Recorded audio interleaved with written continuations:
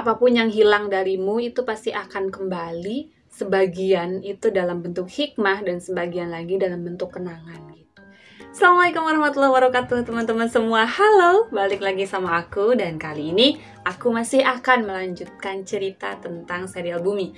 Kalau kemarin kita sudah membahas novel ke-10-nya ya, yaitu Si Putih. Sekarang kita akan membahas novel ke-11, yaitu Lumpuh. Ntar, bukunya say. Nih, ini dia bukunya guys, judulnya Lumpuh. Nah, seperti yang aku jelasin di video sebelumnya bahwa serial Bumi yang ke-10, 11 ini kayak nggak ada hubungannya sama sekali. Jadi loncat-loncat gitu lah ya. Nah, kalau novel yang ke-8, ke-9 itu Selena dan Nebula itu kan saling berkaitan. Nah, setelah novel ke-9, Nebula ini, novel ke-10-nya itu Si Putih. Nah, Si Putih ini beda cerita, bukan tentang Ali, Raib, dan Sally, tapi tentang perjalanannya Si Putih, kucingnya Raib gitu. Nah, buat teman-teman yang mau tahu detailnya kayak gimana, udah aku posting ya di videonya, tinggal ditonton aja. Nah, lanjutan dari novel ke-9 yaitu Nebula itu adalah novel ke-11 ini yaitu Lumpuh ya. Ini dia. Jadi dari novel ke-8, 9, terus lanjutan ceritanya itu ke-11 gitu. Langsung ke buku ke-11. Karena buku ke-10 itu nggak ada kaitannya sama sekali. Judul di novel ke-11 ini itu diambil dari nama seorang tokoh di kisahnya novel Nebula. Nah, Lumpuh ini itu adalah seseorang yang memiliki kekuatan untuk melumpuhkan atau menghilangkan kekuatan orang lain gitu. Nah, di ending cerita novel Nebula yang kemarin itu dikisahkan bahwa Lumpuh itu memiliki dendam kepada para pemilik kekuatan karena dia menganggap bahwa mereka semua itu adalah pencuri. Jadi para pemilik kekuatan ini hanya mencuri kekuatan dan ilmu pengetahuan dari ekspedisi klan Aldebaran 40.000 tahun yang lalu gitu. Buat teman-teman yang penasaran dan belum tahu ekspedisi klan Aldebaran itu apa sih? Nah, teman-teman bisa tonton di video yang bahas tentang novel Nebula ya.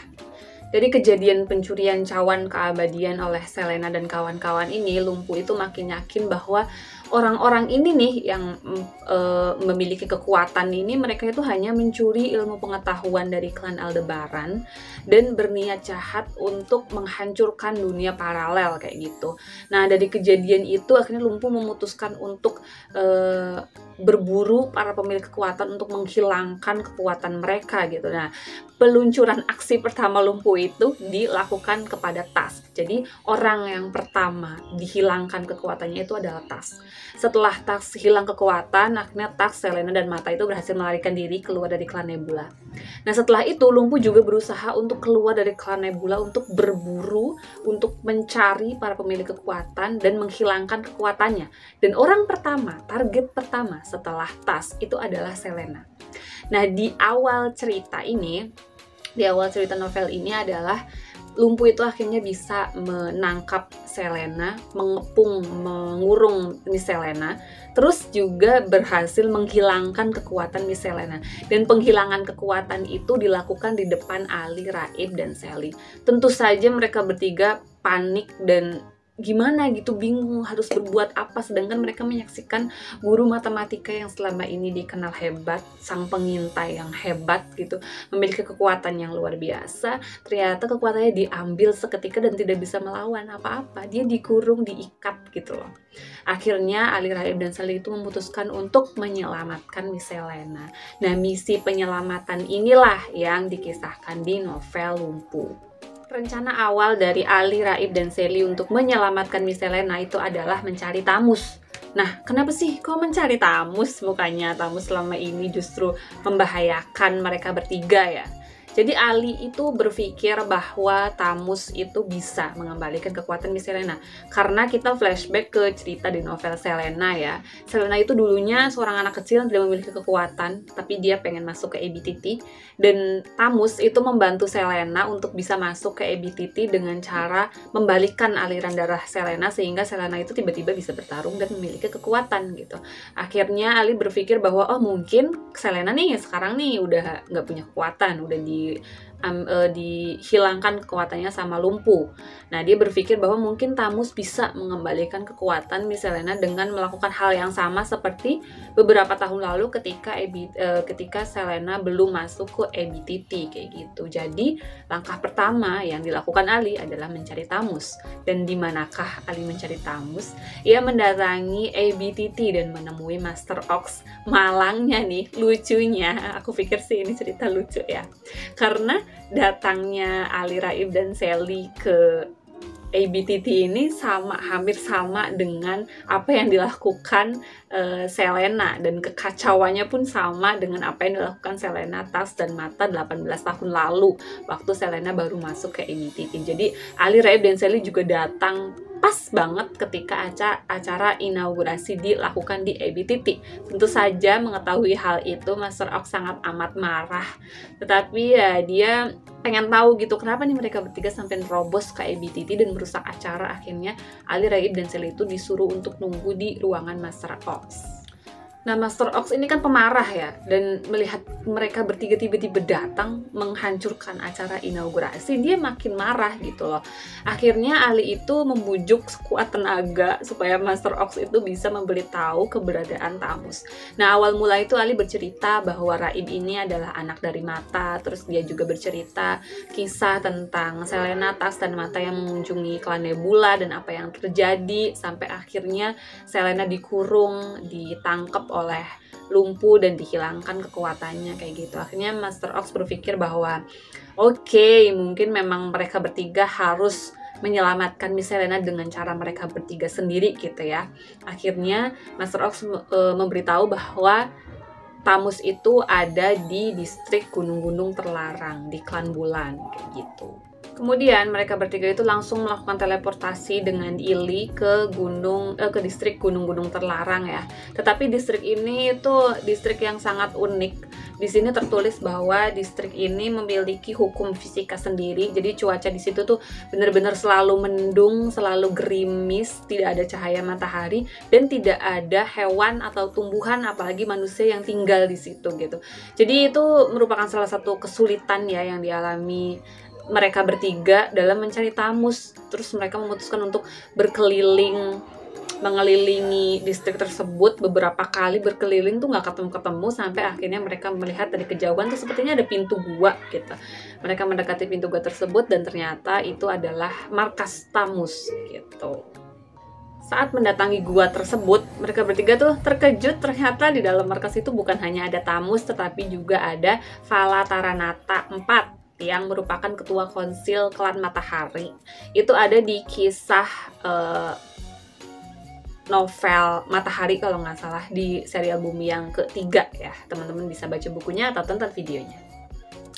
Nah, begitu mereka menemui Thamus dan Vala 4 ini, mereka tuh langsung diserang. Karena ya, seperti yang kita tahu, Vala 4 dan Thamus itu adalah musuh mereka bertiga gitu. Jadi, saat ada mangsa datang ya, tidak mau menyia-nyiakan kesempatan kan. Akhirnya terjadilah pertarungan antara mereka bertiga dengan Vala 4 dan Thamus. Tetapi, tiba-tiba datanglah sesosok manusia yang juga merupakan musuh, dan ternyata dia itu sedang mengincar Thamus.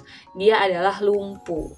Jadi Lumpu itu menempatkan Thamus sebagai target selanjutnya setelah Selena, karena Thamus juga kan waktu itu turut serta dalam aksi pencurian cawan keabadian di klan Nebula ya. Nah, saat Lumpu datang, dia itu tidak menggubris, tidak menghiraukan keberadaan Ali, Raib, dan Sally. Si Lumpu ini fokus ke Thamus aja. Jadi begitu dia datang, dia langsung ngincer Thamus. Dia bertarung akhirnya sama Thamus dan dibantu sama Vala 4. Tapi Lumpu ini memang sangat amat kuat ya. Jadi Thamus aja sampai hampir kalah gitu loh. Nah, karena Lumpu ini kesel banget sama Vala 4 yang justru membantu Thamus ya, akhirnya dia itu berusaha untuk menghilangkan kekuatan si Vala 4 juga gitu loh. Jadi Vala 4 dulu nih yang dihilangkan kekuatannya saat itu. Nah, saat Lumpu ini sedang menghilangkan kekuatan Vala 4, Ali, Raib, dan Sally itu memutuskan untuk menolong Thamus, membawa kabur Thamus karena mereka ini masih butuh banyak informasi dari Thamus gitu loh. Nah, karena Ali, Raib, dan Sally ini menyelamatkan Thamus, membawa kabur Thamus dari Lumpu ya, akhirnya Lumpu juga memasukkan nama Ali, Raib, dan Sally sebagai target selanjutnya. Dia juga jadinya ikut dendam gitu loh, karena Ali, Raib, dan Sally itu dianggap membantu Tamus untuk melarikan diri kayak gitu. Setelah berhasil menyelamatkan Tamus dari kejaran lumpuh, nah di dalam kapsul Ili, Ali akhirnya mengutarakan niatnya kepada Tamus.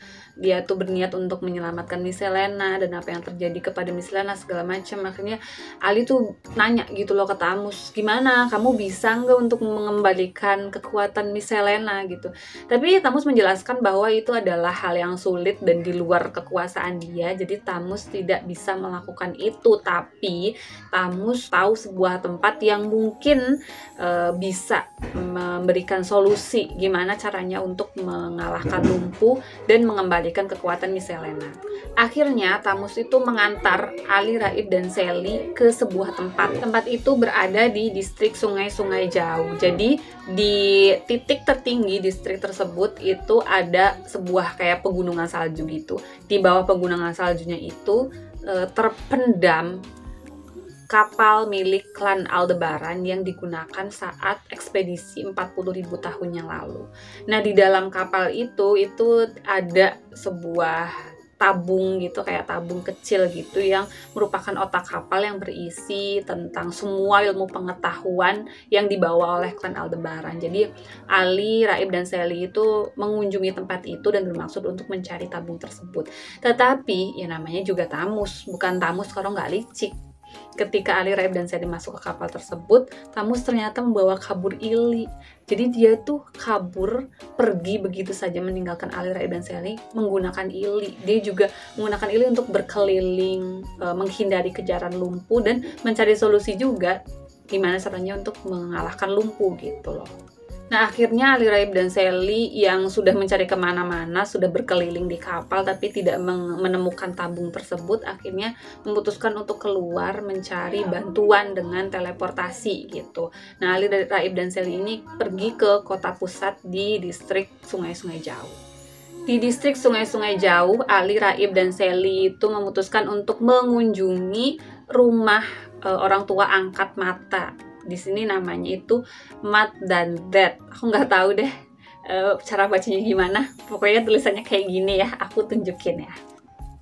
Nah, kunjungan tersebut sebenarnya dirahasiakan oleh Ali. Jadi Ali itu ngajak Sally dan Raib tuh udah ayo ikut aja gitu. Terus tiba-tiba nyampe rumah, ternyata itu rumah kedua orang tua Mata, dan Raib tuh sebenarnya kayak terharu, sedih, gimana gitu ya. Tapi dia seneng, dia bisa mengunjungi rumah yang dulunya ditinggali oleh Mata semasa kecil, semasa remaja kayak gitu.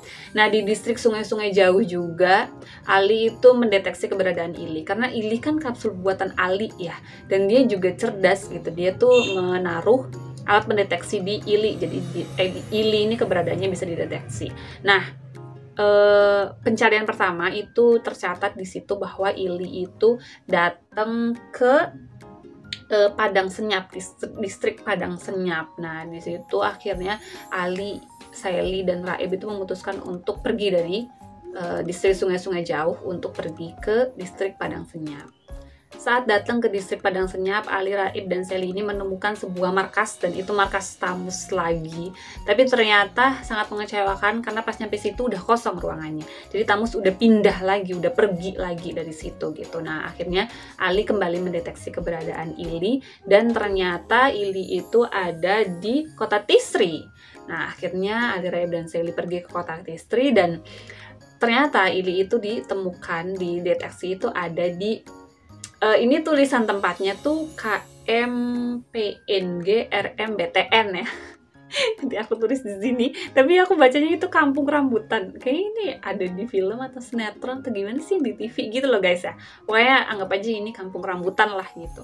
Nah, ternyata di Kampung Rambutan itu si Tamus ini mengunjungi seorang profesor namanya Ains. Jadi Ains ini dulunya adalah seorang profesor yang ngajar di ABTT. Tapi dia udah nggak ngajar di ABTT, memutuskan untuk mengundurkan diri. Tapi dia masih sangat cerdas, dia juga banyak melakukan penelitian segala macam kayak gitu. Nah, Tamus itu datang mengunjungi Ains untuk menyerahkan tabung bercahaya yang diambil dari bangkai kapal klan Aldebaran. Nah, kenapa memberikan tabung itu kepada Ains karena Tamus itu mencari jawaban atas 3 pertanyaan. Nah, 3 pertanyaan atau 3 informasi yang dicari Tamus itu di sini tertulis adalah sesuatu tentang sistem pertahanan, sesuatu tentang teknik melumpuhkan dan bagaimana cara mengatasi teknik tersebut gitu. Nah, sayangnya untuk melacak isi dari tabung bercahaya ini butuh waktu berjam-jam ya. Jadi daripada nunggu di situ gitu dan Tamus juga dalam kejaran lumpuh ya, akhirnya Tamus pergi meninggalkan Ains yang sedang bekerja melacak tabung bercahaya tersebut gitu. Nah, saat Tamus pergi, Ali Raib dan Sally datang terus ngobrol sama Ains, dan Ali Raib dan Sally juga nggak bisa nunggu di situ lama-lama, mereka bosen gitu lah. Akhirnya sambil menunggu hasilnya keluar, mereka pergi ke rumah Ilo untuk berkunjung. Cuma berkunjung doang, sebenarnya nggak ada apa-apa gitu. Nah, pas malam hari nih, sudah malam, Ali Raib dan Sally itu balik lagi untuk menemui Ains. Ternyata dia terlambat. Tamus tuh baru aja pergi dari situ dan membawa tabung bercahaya itu gitu. Tapi Ains bilang bahwa Ains itu ditemukan tergeletak gitu ya di markasnya. Dan malangnya lagi, saat Ali Raib dan Sally baru datang nih, kedatangan mereka itu bersamaan dengan kedatangan Lumpuh. Itulah kenapa Tamus buru-buru pergi membawa tabung bercahaya itu, karena Lumpuh juga datang. Nah, karena Lumpuh sudah menjadikan Ali Raib dan Sally target selanjutnya ya. Jadi saat mereka bersamaan datang ya itu kesempatan gitu. Akhirnya pertarungan meletus lagi lah di situ, dan malangnya di pertarungan itu Ali juga kehilangan kekuatan. Jadi orang pertama yang diincar Lumpuh itu adalah Ali. Terus Lumpuh berusaha menghilangkan kekuatan yang dimiliki Ali, Sally dan Raib itu nggak bisa berbuat apa-apa gitu ya. Jadi ya itulah yang terjadi. Terus setelah memproses si Ali, Lumpuh berencana untuk memproses si Sally juga, menghilangkan kekuatan Sally.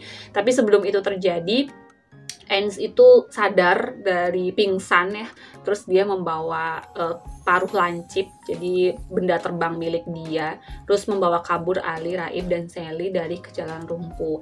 Nah, Ains ini kemudian membawa mereka bertiga ke kota Hene.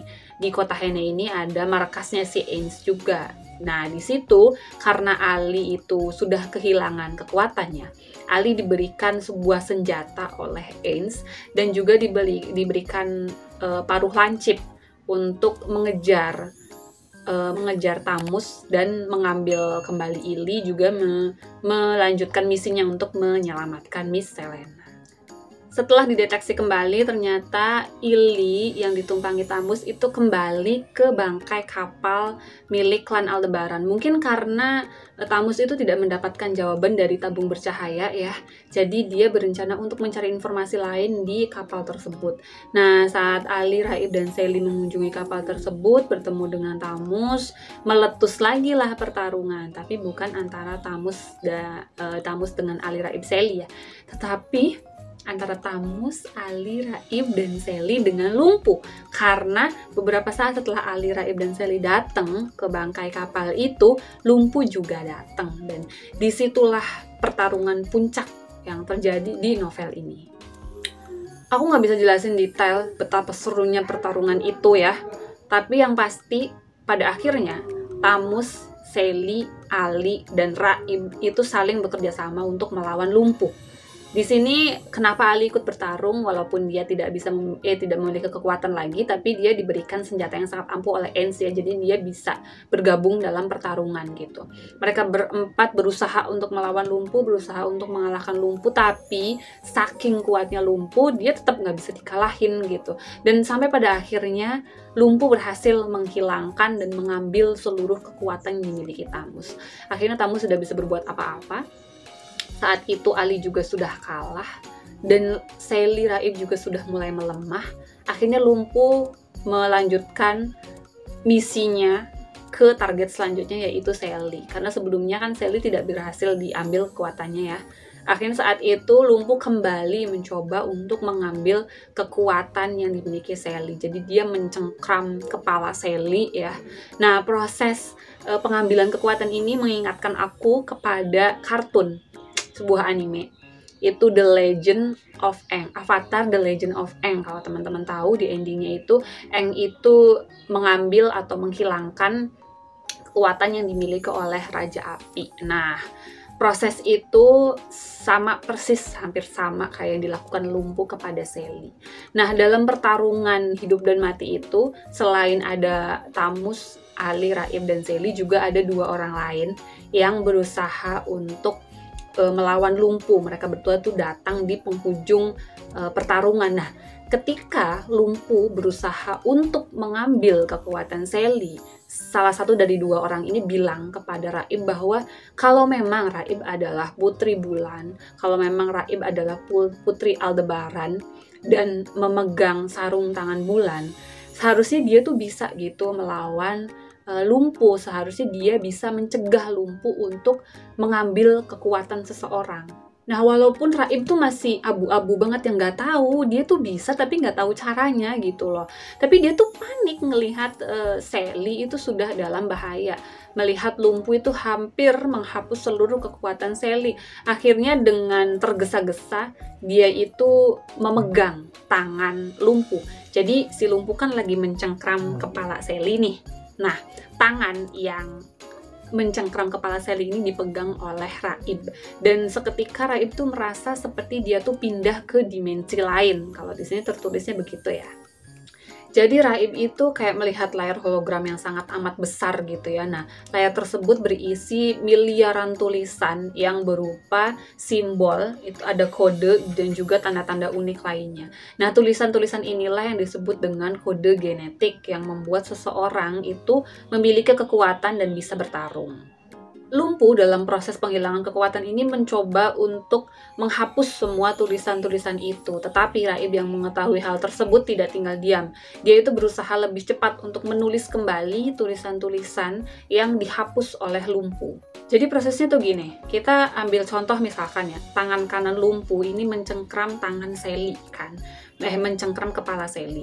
Terus Raib itu datang untuk memegang tangan kanan Lumpu ini. Jadi dengan cara memegang tangan kanan Lumpu ini, Raib itu jadi tahu apa yang terjadi, apa yang dilakukan oleh Lumpu di dimensi yang lain ini.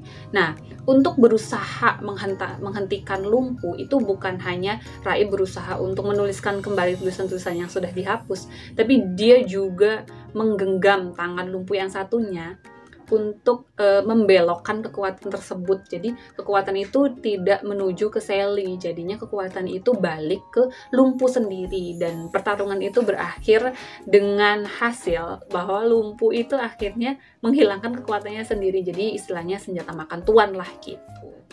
Singkat cerita, akhirnya pertarungan menegangkan di novel ini, petualangan seru di novel ini itu berakhir dengan kemenangan ya. Akhirnya Ali, Raib, dan Sally itu pergi dari tempat tersebut membawa Tamus pulang ke distrik gunung-gunung terlarang. Mereka bertiga juga mengembalikan paruh lancip ke Ains karena Ili kan sudah kembali ya. Jadi mereka mengendarai Ili kembali. Nah, bagaimana dengan Lumpu? Lumpu itu pada akhirnya dibawa pulang ke klan Nebula oleh 2 orang yang tadi sempat bergabung di pertarungan. Nah, buat teman-teman yang mau tahu cerita lengkapnya kayak apa, buat teman-teman yang penasaran siapa sih 2 orang yang masuk di pertarungan terakhir itu, teman-teman bisa baca bukunya di Google Playbook kalau mau baca e-booknya. Bisa beli di situ juga karena lebih murah, atau beli buku cetaknya di e-commerce banyak ya. Nah, seperti biasa nanti linknya aku taruh di description box. Mungkin teman-teman juga bisa baca di perpustakaan online atau perpustakaan-perpustakaan di kota-kota kalian ya. Dan jangan lupa, selalu aku ingatkan di setiap video bahwa jangan pernah baca atau beli buku bajakan. Karena sesuatu yang baik itu dimulai dari hal yang baik. Kita tuh harus cari bacaan-bacaan yang halal, yang baik gitu loh. Supaya apa yang kita dapat dari cerita tersebut itu bisa kita terapkan, bisa kita aplikasikan, bisa bermanfaat di kehidupan kita sehari-hari kayak gitu. Nah, ngomong-ngomong soal hikmah dari sebuah cerita, seperti biasa kita akan masuk ke sesi kedua di videoku ya, yaitu mengambil hikmah dari cerita novel Lumpu ya kali ini. Dari tokoh Lumpu ini kita bisa belajar bahwa memelihara dendam di dalam hati itu memiliki banyak sekali keburukan. Nah, di sini kan ceritanya si Lumpu ini suuzon ke orang-orang yang memiliki kekuatan. Dia menganggap bahwa orang-orang yang memiliki kekuatan ini hanya mencuri ilmu pengetahuan dari klan Aldebaran, dan dia menganggap bahwa orang-orang ini hanya akan menghancurkan dunia paralel dengan kesombongan dan ketamakan mereka gitu ya. Nah, imbas dari dendam ini itu membuat Lumpuh itu jadi orang yang jahat. Dia itu pendendam dan memiliki ambisi untuk menghancurkan, untuk menghilangkan kekuatan orang-orang gitu. Dan pada akhirnya justru ambisi dan niat jahat ini balik ke dia lagi gitu. Endingnya justru dia kehilangan kekuatan yang dia miliki sendiri kan. Nah, kekuatan yang dia miliki, yang dia manfaatkan untuk perbuatan jahat itu justru mencelakakan dirinya sendiri gitu loh. Makanya punya dendam itu ya nggak ada manfaatnya, itu bukan hal yang baik. Suuzon ke orang itu bukan hal yang baik. Jadi jangan sampai keburukannya justru balik ke kita kalau misalkan kita punya niat jahat ke orang lain. Ini juga bisa berarti bahwa kita itu harus bersyukur atas apa yang kita miliki. Dengan cara apa? Dengan cara memanfaatkan kemampuan dan apa yang kita miliki itu untuk berbuat baik kepada orang lain. Ini di masa lalu memang Selena, Tas, dan Mata itu kan melakukan kesalahannya. Tapi setidaknya di ending ceritanya itu Mata justru menyelamatkan klan Nebula. Dan Selena juga menyadari kesalahannya gitu loh. Jadi harusnya harusnya Lumpuh itu tidak memiliki dendam. Harusnya Lumpuh itu memilih untuk memaafkan. Karena toh mereka sudah mengakui kesalahannya gitu loh. Jadi nggak usah dibalas lagi dendamnya gitu. Karena percuma saja, walaupun nih misalkan Lumpuh berhasil menghilangkan kekuatan para pemilik kekuatan di dunia paralel, itu kan tidak bisa mengembalikan apa yang terjadi. Hal itu tidak bisa tidak bisa menghidupkan kembali orang-orang yang telah gugur saat pertarungan dengan para raksasa di klan Nebula itu. Jadi daripada kita menyesali apa yang terjadi di masa lalu, daripada kita berusaha untuk membalaskan dendam, membalaskan sesuatu yang tidak bisa kita perbaiki, lebih baik kita memaafkan, lebih baik kita memanfaatkan apa yang kita miliki untuk berbuat baik kepada orang lain. Hal itu perlu kita lakukan agar hal-hal baik lainnya itu bisa datang ke kita dan bisa menggantikan hal-hal yang telah hilang, bisa menggantikan hal-hal yang telah gugur di masa lalu. Kalau kata Mama Sally di novel ini ya, waktu itu akan mengobati rasa sakit. Nah, kalimat ini mengingatkan aku juga ke kalimatnya Panji Pragiwaksono. Dia juga pernah bilang bahwa dunia akan menemukan jalannya sendiri. Nah, tugas kita itu hanya bertahan. Jadi, ketika kesalahan di masa lalu itu tidak bisa diperbaiki, kesalahan di masa lalu itu memang harusnya hanya bisa kita maafkan gitu ya. Ya udah, nggak apa-apa. Kita jadiin itu pelajaran aja supaya kita tidak mengulangi kesalahan, supaya kita bisa lebih baik lagi dalam berpikir dan berperilaku di masa depan gitu. Karena kalau kata temanku nih ya, apapun yang hilang darimu itu pasti akan kembali, sebagian itu dalam bentuk hikmah dan sebagian lagi dalam bentuk kenangan gitu. Jadi kalau sesuatu sudah tidak bisa diperbaiki, yang hilang tidak bisa dikembalikan, jadi ya udah nggak apa-apa. Semua itu pasti ada gantinya, dalam bentuk apapun.